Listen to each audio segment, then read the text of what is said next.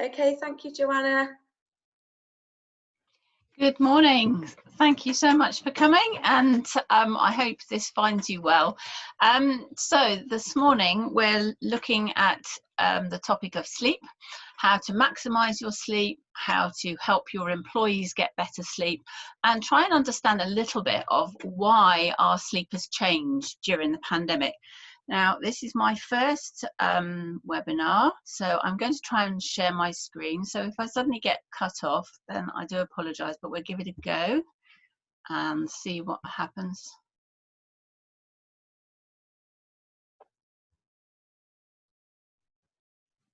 Okay, are we in business? I think so. Can you just give me a thumbs up if you can see that? Okay, great. Okay, lovely. Good. Right. So this is the sort of thing that we're going to be having a look at today. So one of the things I really want to talk about a little bit is why sleep is important to business, because so often as business owners we think, oh, this is nothing to do with the business sleep, your employees' sleep is nothing to do with the business at all. So, why are we even discussing it? And I'm hoping at the end of it, you'll realise that there is a very good reason why it's something that you can address and should address with your employees. So, very briefly, what happens to our brains and bodies if we don't sleep? How sleep has changed because of the pandemic. A little bit, if you understand how sleep works, then you can work out yourself how to improve it. And then we're going to go through some tips and sort of hints of how you can actually go on and improve your sleep, and also helping your staff. So sleep is the foundation of good health. We spend 30% of our lives asleep. It is a biological function, and you can't actually control sleep. I'm sure we would all like to be able to do that, but unfortunately we can't. Just in the same way as when you breathe, you can change your breathing pattern, but you can't stop it. And it's the same way with sleep. So there are things that we can do and not do that will affect our sleep, but we can't actually start and stop and control sleep. So that's really, really important to sort of try and remember that. But it is the foundation of our health, and it is fundamental to our physical and mental health. So let's have a little look at see why it's important to business. So when you come to work, your attitude, your motivation, your performance, your creativity, all of these things is completely affected by how you have slept the night before. I mean, we've all been there, we've all done that. We've had a horrendous night. You get to work and you just don't want to be there. You can't be bothered, you make mistakes, you can't concentrate. And so if you have this on a chronic sort of long-term basis, it can really eat into your performance at work. So there on the screen, you can probably see 76% of mistakes are made when we're tired. Now, this is a really big deal, because especially if, say, for example, I mean, we all have to do some sort of computer work, but if you're in the cyber industry, if you're chronically tired and you're making mistakes, then this is a pretty serious state of affairs. You're going to miss that dodgy email. You're going to miss all those phishing sort of emails that are sent through that you're there to check. And it's actually really, really important. Your concentration is going to be reduced. You're not going to be able to focus. I mean, we've all had that at 4 o'clock in the afternoon, 3, and I was just so thankful that Olivia didn't give me the 3-4 o'clock slot, because I could expect to see you all nodding off. And that is because you get a natural dip in a peak in your melatonin, which is your sleep hormone. It's nothing to do with a siesta. That's actually a myth. It is a little peak of your sleep hormone in the afternoon that naturally makes you sleepy. So that's why you get that. So you also have difficulty making complex decisions, and that again is really, really important for your staff. If you've got difficult things that you want them to sort out, if they're really, really tired, they're not going to be able to do that. Interestingly enough, you're more devious and more unethical, and you're more likely to make rather unethical decisions in your workplace. You're more impulsive and irrational, fly off the handle. We've all done that with our kids when we were little. If you're sleep deprived, you know, you just completely lose it, don't you? And you do that with your colleagues. So, you know, again, if you've got colleagues who are looking a little bit sort of edgy and stressed out, one of the things when you're talking from a mental health point of view, you know, just sort of how are you doing, how's your stress, ask them how they're sleeping. Sleep is just, every single psychiatric disorder has sleep affected. So, you know, the sleep is it shares the same sort of neurons, and it's and the same sort of transmitters. So sleep is the first thing that is going to get affected before mental health problems come in. So if you can change somebody's sleep, which you really can, and people think that you can't, but you really can, if you can change somebody's sleep, you can often really help their mental health. So difficulty with interaction with others, we've done that, and my slide is hidden behind the screen, so I can't see the last one. I'm not sure what that one was, but yeah. So next one is very similar sort of things. Poor decision making skills, difficulty multitasking, remembering negative events and not positive. That's an interesting one, that one, because it means that people are much more negative. So if you've got people coming to work and they're a bit grumpy, they're a bit moany, just check how their sleep's doing, because people who don't sleep well, just sometimes, not always, you know, I don't want to sort of cast aspersions, but not always, sometimes it just makes them feel a little bit less positive. So less empathetic, less motivated, and higher level of frustrations, and more anxious. And the anxiety effect is very, very significant, because sleep is one of the most important, highest triggers for suicide. So that is really, really key to address the sleep, to help the mental health. So then we go on to the cyber side of things. So 80% of UK data breaches are caused by human error. So again, from a cyber point of view, you are much more likely to have this cyber issue if you're tired. Average data breach costs 9.5 million, which is a little bit pricey, and I'm sure not many of your businesses would welcome that too much. So how does sleep affect your brain like alcohol? Well, if you've had over 16 hours of sleep, you have the same cognitive ability, so the same thinking skills, as somebody who is legally drunk, you know, over the limit, who is drunk. Would you allow yourself to go to work when you're drunk? Would you want a colleague to be drunk, looking after your business?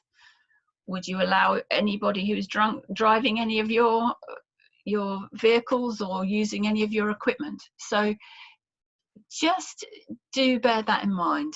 It really has a quite a significant effect on your cognitive ability. So when you don't get enough sleep, every little thing really, really, really annoys you, doesn't it? It just really gets to you. And you know, from your employees' point of view, you could really do without these, you know, staff having that, if you can help them. The other side of things is your physical well-being, and I think there's so much in the media. I haven't put too much about this really, but long term there's an increased risk of cancer, heart disease, diabetes, strokes, really significant health problems are related to poor sleep. Dementia, didn't put dementia on there. They think that dementia is caused partly, not always, but partly by lack of sleep. But the interesting one at the moment is this immune system. And let's just have a little look at this slide, because if you're sleeping for 7 hours a day, you've got 17.2% chances of catching a virus. Move over to the right of the screen and you'll see if you're having less than 5 hours, that rises to 45%. So your immune system is significantly impaired if you're not sleeping well. And again, these are things that can be addressed. So why has sleep changed during the pandemic?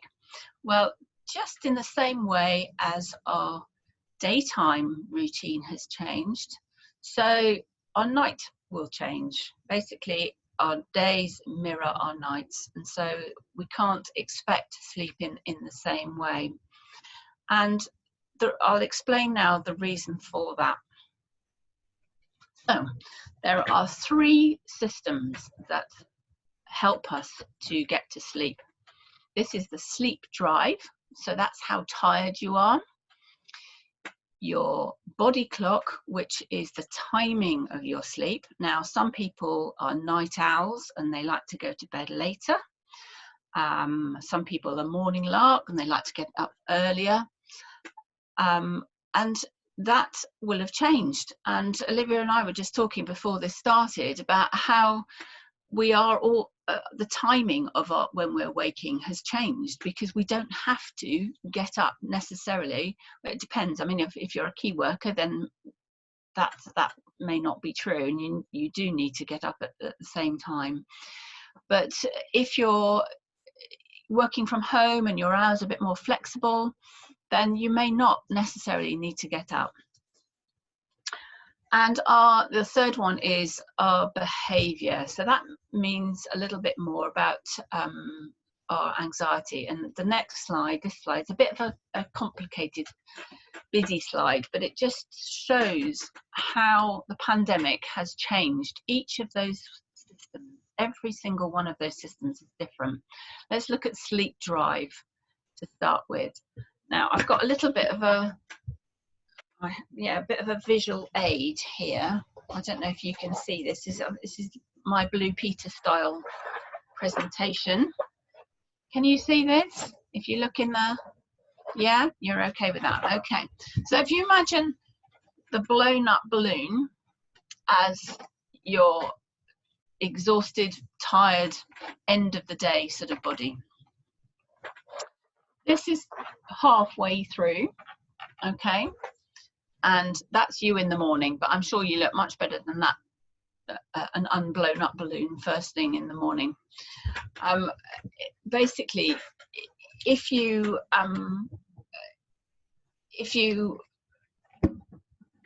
sorry, I've lost my train of thought there. You need sleep drive to increase your tiredness throughout the day to be able to sleep. So you need to get more and more tired as the day goes on. Now that is done through having exercise, just being busy, getting out and about, and this pandemic has given us all less of that. So we're having less exercise, less activity, so we've lowered the sleep drive. We've also got more opportunity for a nap as well. If anybody has a little doze in the afternoon, that is going to reduce your sleep drive. So you're going to turn into the small blown up balloon by the time you go to bed instead of the big one. We've got more access to caffeine and alcohol as well. And that changes our sleep drive. So that's how the pandemic sort of has affected our sleep drive. From a body clock point of view, we are waking up at different times of the day. So it's variable wake up times, and sleep likes routine. The other big thing is our light exposure. Now, light is the most important thing to set the body clock. And because we've all been asked to stay at home, we are actually getting less light. And that has an enormous knock-on effect to our body clock. Looking over on the behaviour side, we don't need to look too far to know that, you know, there's so much more anxiety, so much more to process. I'd be interested to know if lots of people are having more dreams at the moment, more sort of vivid dreams, remembering dreams. And that's because we've got so much more to get our heads around. So during the day, you know, especially in the first few weeks of the lockdown, it really took some getting used to, didn't it? Maybe things are a little bit more settled now, but maybe people are getting anxious about the lockdown being lifted now. So there's lots and lots of ways that anxiety is going to affect our sleep. Also, use of a bedroom as a workspace. Lots of people have nowhere else that they can work, so they're taking their work into their bedroom space, and that's pretty bad news from a psychological point of view, because you can't detach from that sort of stress. So you can see that every system that sleep needs has been affected. So moving on, we'll just have a quick whiz through about general sort of sleep. 30% of the population have insomnia. There are lots of other sleep disorders. In fact, there are 50 sleep disorders. So if somebody has a long-term issue with sleeping, don't just assume that it's insomnia. It could well be something else, and it is worth getting that investigated. We've talked a little bit about night owls and morning larks.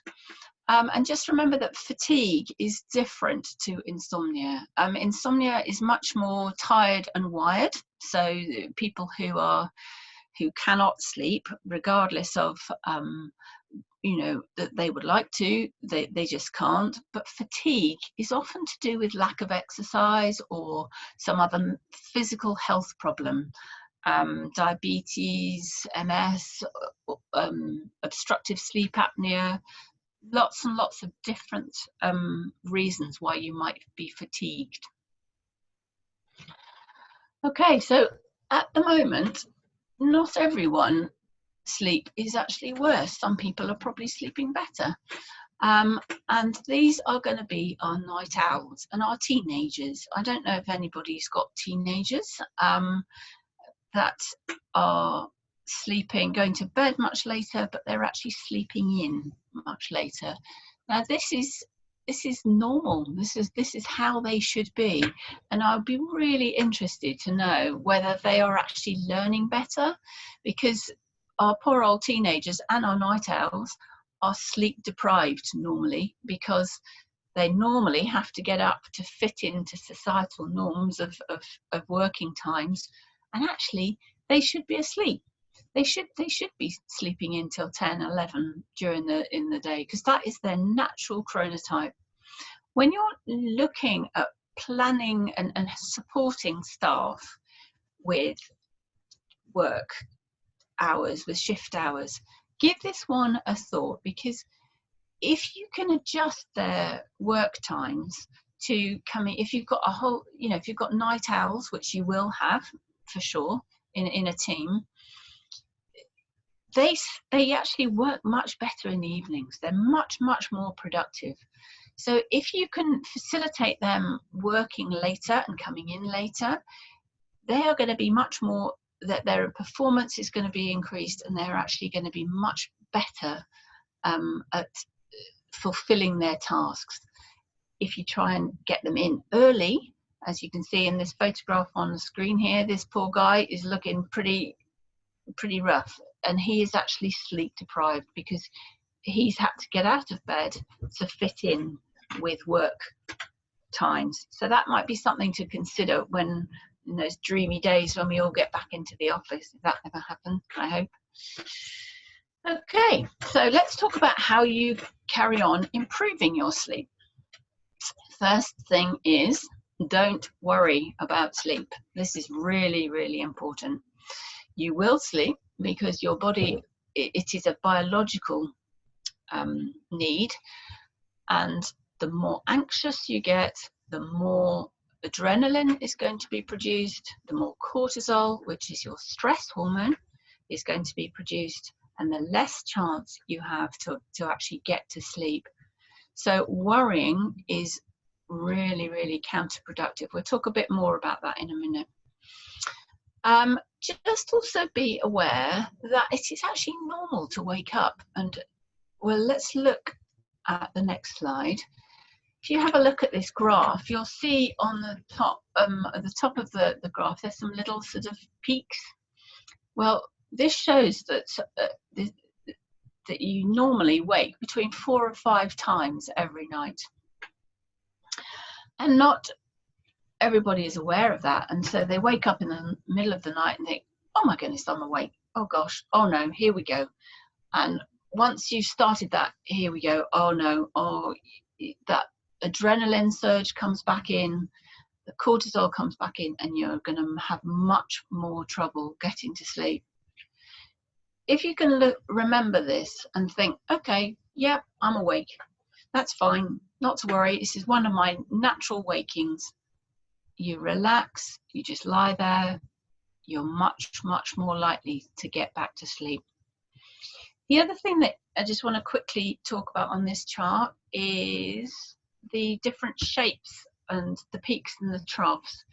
The first few hours, that's your non-REM deep sleep. That's when you do all your processing of your information.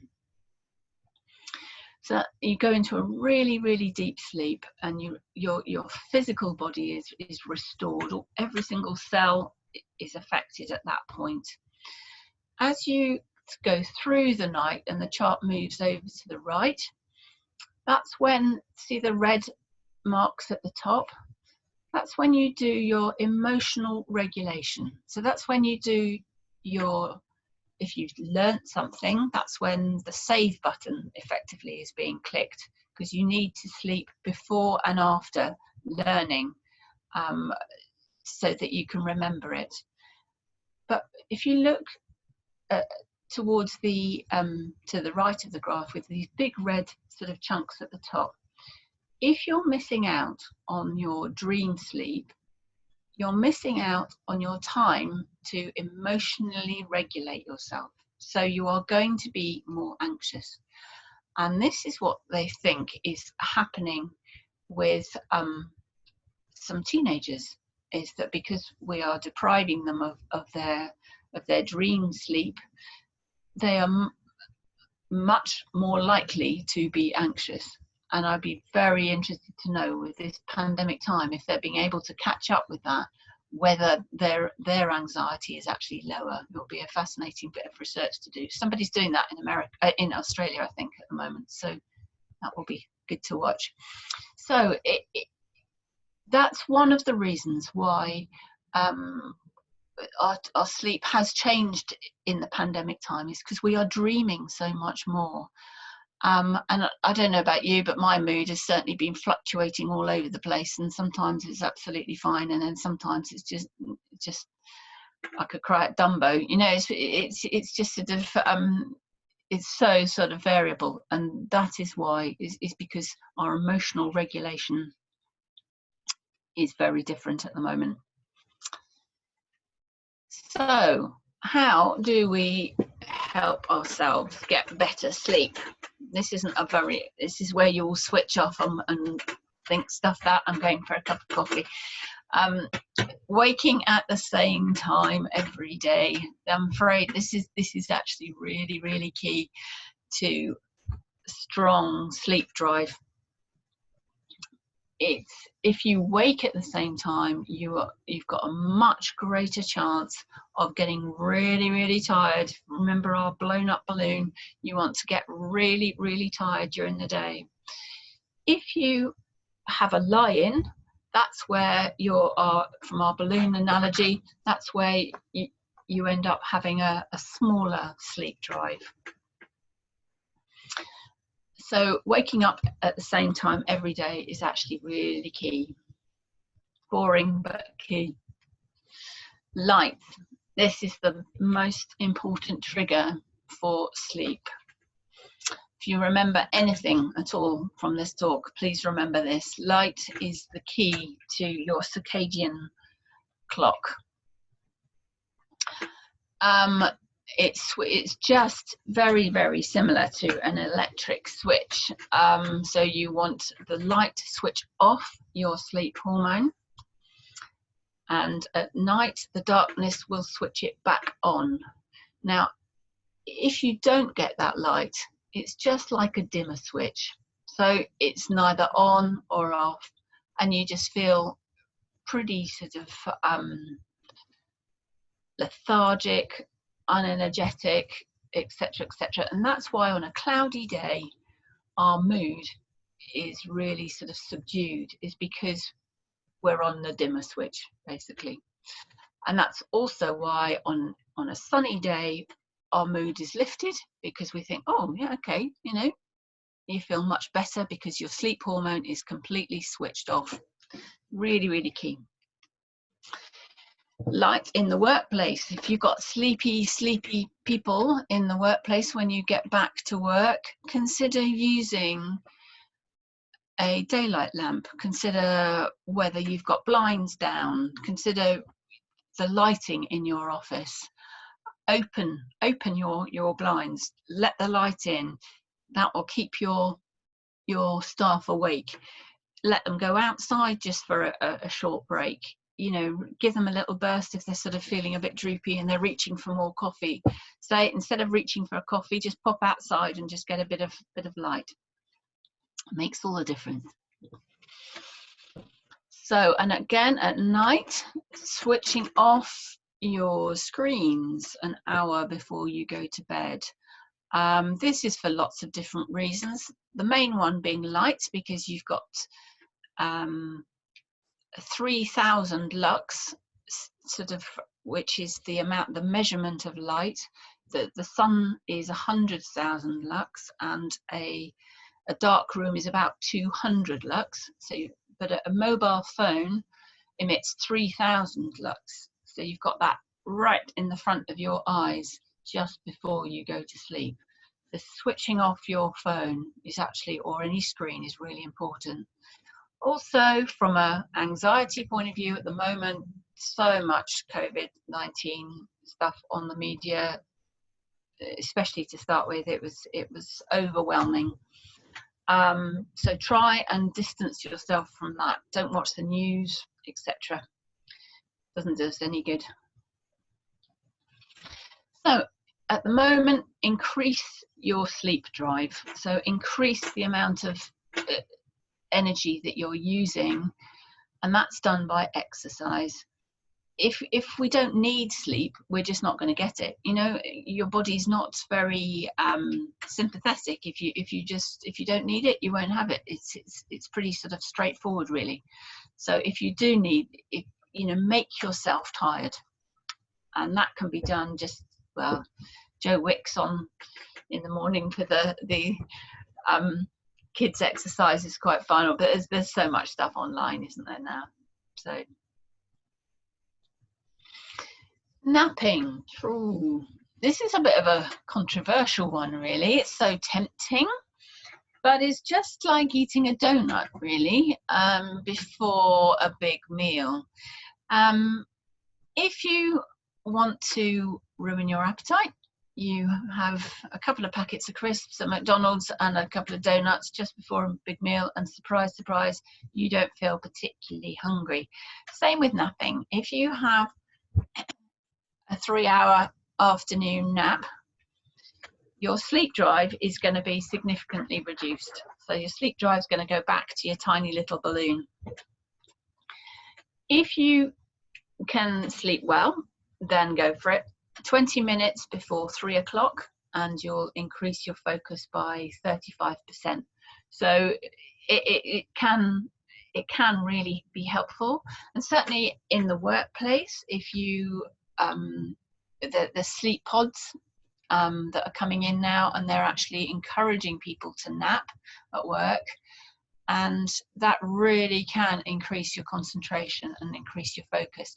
But do just be careful that if you don't sleep well, try and avoid it. I know it's a lot of stuff is very counterintuitive with sleep. It seems a bit harsh. You'd think if you were struggling with sleep, you should nap, but it's actually the reverse. It's pretty mean. So if you had a bear outside your room, would you want to go to sleep? I would have thought probably not. This is the same with anxiety. This is how we are wired. If you're anxious, you're programmed not to sleep, because you need to be awake to fight the bear off, to fight, flight or freeze, to have some sort of emergency response.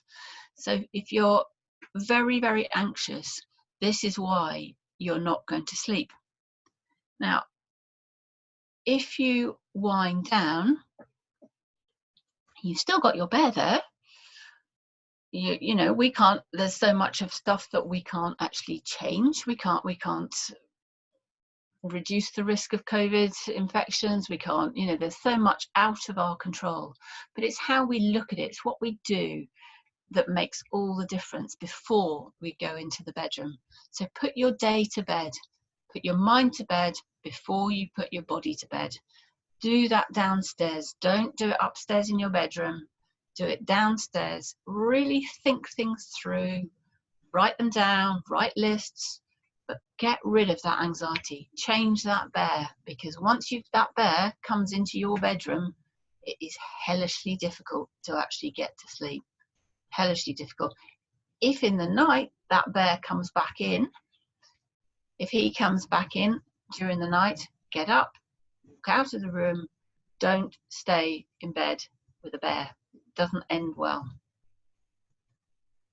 Okay. Also, if you're not sleepy, don't go to bed.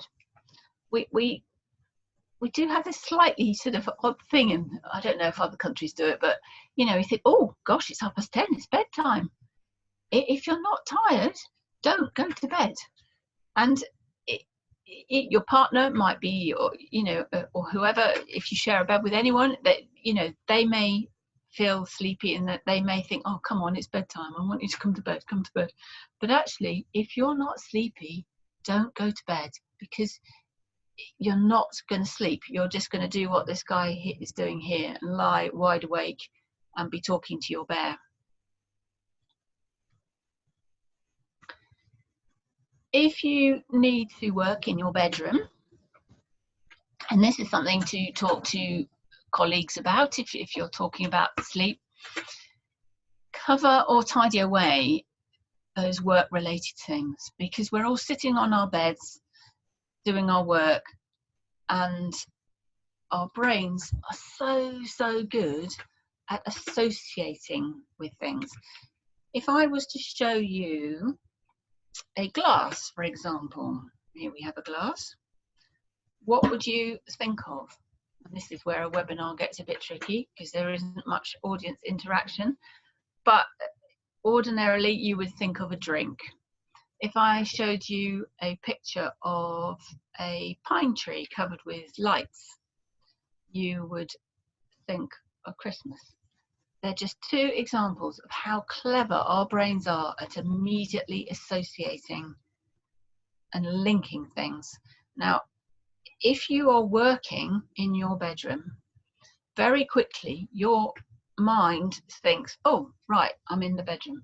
Have I come to work? Have I come to watch telly? Have I come to read? What have I come to do? The only two things that need to happen in your bed are sex and sleep. And that's the only two things that should be happening in a bed. The rest of it needs to be moved away. And even if you can rig up a chair or a little table, if you have to be in your bedroom, but it's just trying to disassociate your bed with a workplace. Really difficult at the minute. but it's worth bearing in mind with colleagues. Okay, last orders. When are you going to think about easing off the caffeine?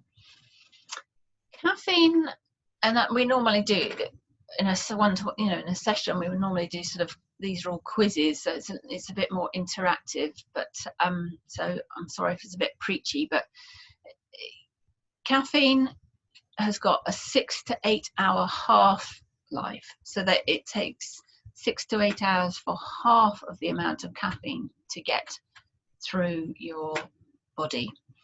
To get complete clearance of caffeine is 12 hours. So if you're having coffee late on in the evening, say even if you have it 4 in the afternoon, you would expect it to still be in your system by 4 in the morning. Similarly with alcohol, that takes 2 units, 1 unit an hour rather. And on here you can see, this is a mean and horrible chart, this one, but you can see how a glass of wine, well, a third of a glass of wine is 76 mils, and that's 1 unit. So if you're having a large glass of wine, you're talking about 2-3 units of alcohol, which will take 2 hours per unit to 1 hour per unit to eliminate from your body. So you calculate when you should stop drinking. I mean, that's just so not going to happen, is it? I mean, really, I'll tell you that, but it's not particularly realistic. But you know, if you're going to drink in the day, and I'm sure your boss isn't going to advocate that too much, but from a sleep point of view, alcohol really does fragment and ruin your sleep. It will sedate you and get you to sleep, but you will wake up during the night. So where are we? So how can we help our staff? So if you have a sort of culture of expecting them to answer emails late at night, then the anticipation is that, you know, that they need to do that. They should be doing that. Actually, they shouldn't be working after they've left the workplace at all. From a mental health point of view and a wind down, and a social point of view, their time off is actually super important. If you've got well-being plans, include sleep in your well-being plan. It's so easy to ask just a few questions. How do you sleep when you're well? How would you know, do you have times when you're not sleeping well? Are you disturbed by children? Are you disturbed by dependents, you know, elderly people maybe, or snoring partners who you would rather stick a pillow over their head? Then, you know, that they will disturb your sleep. Snoring is something that should be addressed if it's a problem. If you have either yourself or a partner who has any sort of amount of very loud snoring and stops breathing intermittently, or makes a snort or a sort of loud noise, that could be a symptom of sleep apnea. That's more common than asthma, and it's hugely underdiagnosed. So don't leave that. That needs to be investigated, and it can be treated. So it can make a huge difference to physical and mental health. Okay, so what else to colleagues? Yeah, do they need support with their sleeping? You know, do they need to see a GP? Do they need to have some sleep education or whatever? And that's sort of work that my company WyeSleep does. Should you adjust your work hours to suit their chronotype? We touched on that a bit earlier. Adjust shift patterns, and I know that's not always easy to do, but it's just being mindful that you might be able to make some small changes that make very big differences. try and adopt an open conversation around tiredness as well. So if you, you know, if people say, "Oh my goodness, I'm just so tired, I'm really not sleeping," take it seriously. See if they need to get it treated, because it makes such a difference. Yeah, allowing a nap or facilities to nap. As I say, these sleep pods are really coming in. NASA and Google all allow their staff to nap because they have noticed such a dramatic change in their performance. So some of the bigger companies are really actually actively encouraging people to go and have a nap. So I think that probably wraps it up really. We'll see if there are any questions on there at all, but it's a very whistle-stop tour to sleep, and I hope it's been useful, and I hope it makes sense. But you know, if any of your companies want some work with them on a sort of individual company basis, then that's obviously what I do. I do sleep workshops, and I do individual work as well for clients. So yeah, sleep well and keep well. Okay, thank you so much. Thank you, Joanna. Thank you very much. I've just been sort of having a look at the in the sort of Zoom group chat. There's not so many questions, but if anyone has got any, if anyone's got any questions they want to put to Joanna, now is the time to do that. There's just been a lot of really interesting, I've been watching it as it kind of has been going through, there's just been a lot of really interesting conversation, people sharing tips about tea, about sleeping bean bags, about apps, about what they do before they go to bed. So really nice that everyone's been sharing lots of things.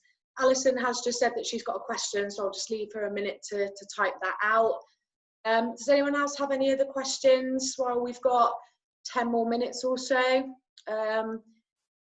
We've got one from Sharon. What do I do if pain or if being very hot, smiley face, wakes me up?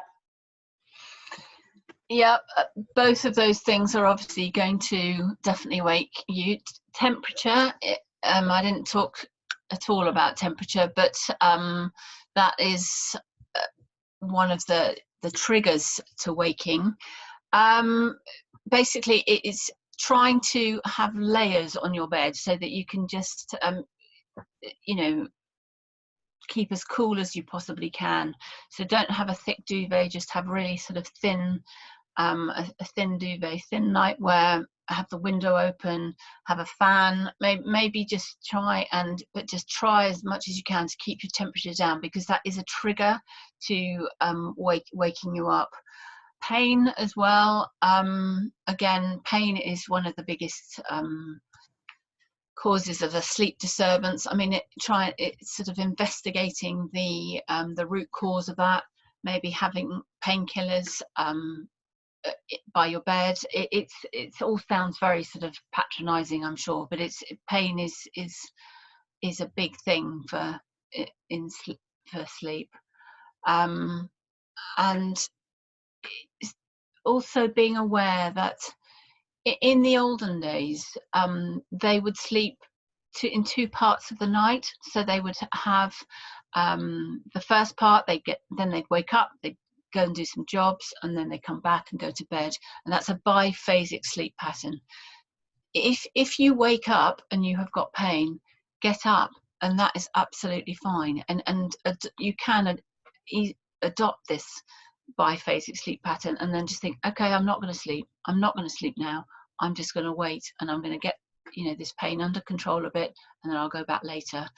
It's when you're tussling, that's when you really do get into difficulty with actually getting to sleep, because it's the tussle that is actually going to make you stay awake rather than the pain at that point. Yeah, thanks, Anna. I think a second part to that question is exactly as you just sort of answered. What do you do when you wake up? So instead of lying there in pain, what should you do? Get up, definitely get up, get out of the room, because otherwise you get this association with being awake in your bedroom, and you don't want that. So go downstairs, maybe read, put a dim light on, not sort of Blackpool illuminations, but you know, just really sort of gentle sort of light. Try not to look at your phone, try not to answer emails, but just do some yoga, some stretches. That some people quite like to go to sleep with white noise if they're finding it really difficult to actually get to sleep. And there is a recording on YouTube of 8 hours of birdsong, which I'm sure would do the trick for many people. But yeah, it's but it needs to be consistent. I had a client once who listened to the shipping forecast, but each time the shipping forecast stopped, she woke up, because your brain is listening out. So it needs to be consistent on whatever you're listening to. It needs to be the whole time. But yeah, getting up is by far the best thing to do, and then get back to bed. Okay. Another question. Yeah, so I've been wearing my Fitbit to bed. I get an average of 7.5 hours sleep. However, my deep sleep varies from 12 to 50 minutes. How do I get a better deep sleep? Okay. Fitbits are wildly inaccurate, unfortunately. They're great for recording your pulse and your heart rate, but because they only report your pulse and your heart rate, they don't do any other sort of measurement really. They in the sleep world, that people tend not to take any notice of them whatsoever. Deep sleep is more, if you want to get more deep sleep, it's more exercise. It's more exercise, sort of vigorous exercise earlier in the day. With any changes of sleep, the changes that are going to make the difference happen in the day. They don't happen at night.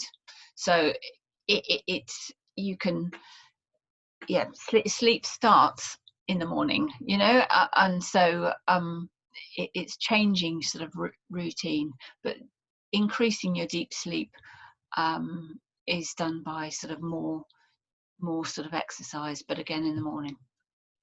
Does that make sense? Okay, yeah, thank you. Another question, can too much sleep be bad for you? Yes, bizarrely it actually can. There's a thing called hypersomnia, so you can sleep too much. And that often has there's underlying health issues with why you are needing to sleep excessively.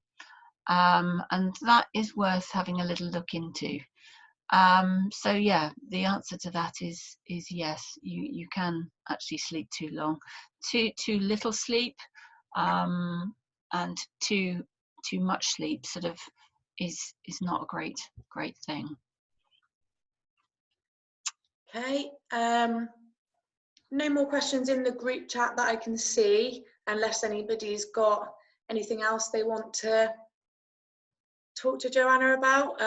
If not, just while anyone might be typing their last couple of questions, I just wanted to say a huge thank you to you, Joanna, for sharing all of your advice this morning. Found it really, really useful. So thank you so much. A couple of other webinars that I just want to let you guys know about, just what we've got coming up this week. Tomorrow we've got a webinar with Titania, which is about scams that have been taking place during COVID-19 and how you can protect your business against those. We've got our weekly networking taking place on Thursday at 12 o'clock. And then on Thursday in the afternoon, we've got an event with Harrison Clark Rickaby's around funding and technology. If you want to book onto any of those webinars, I've put an email address in the chat group area, which is our events email address. If you want to attend any of the webinars, let us know and we'll book you on so you can receive your password. But I think, Joanna, everyone's just put in lots of thank yous. Okay, lots of you're welcome. Really positive messages. So again, thank you very much. And it was lovely to see so many of you join us. I look forward to seeing you again soon. Have a nice day, everyone. Thank you. Thank you so much. Thank you.